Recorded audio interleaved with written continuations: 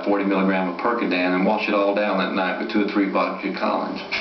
Was a functional addict. Drugs, sex, power. These are the enticements Satanists use to lure teenagers. Another is music, specifically heavy metal or black metal. I think music has always been a powerful medium, all the way through. I mean, music was important to you and me, and it's important to the teenagers today. And we're not anti-heavy metal, but we're anti the heavy metal message that is causing death and destruction. And the symbols that they're using are so blatantly occultic that it's very difficult for us to overlook that kind of thing. For instance, if we take the album cover from Slayer's album, In Blood.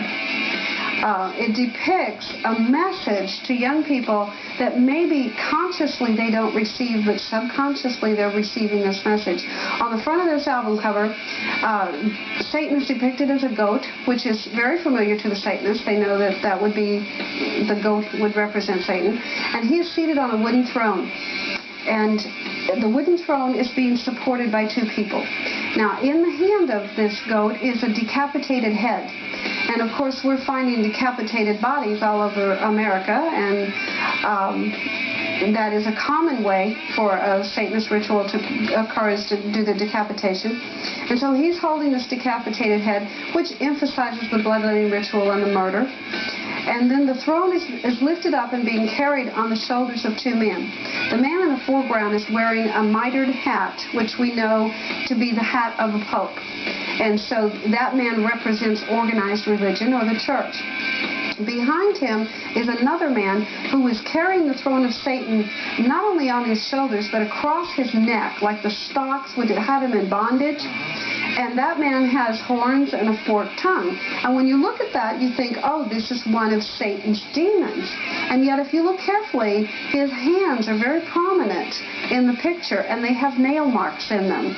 And the only man depicted throughout history with nail marks is Jesus Christ.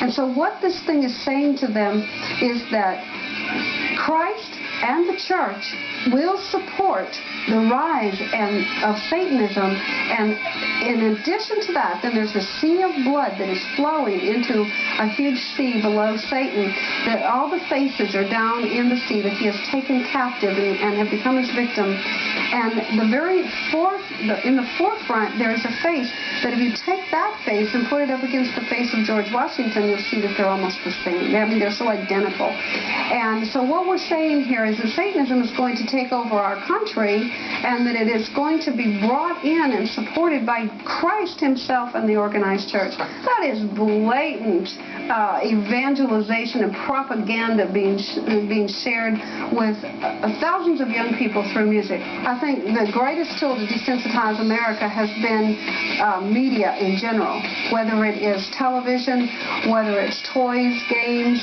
or whether it is music. They all have played an important part. They all carry a message, don't they? Absolutely. And of course, in the life of the teenager, the 2 single most factors that we see is music and a game called Dungeons and Dragons.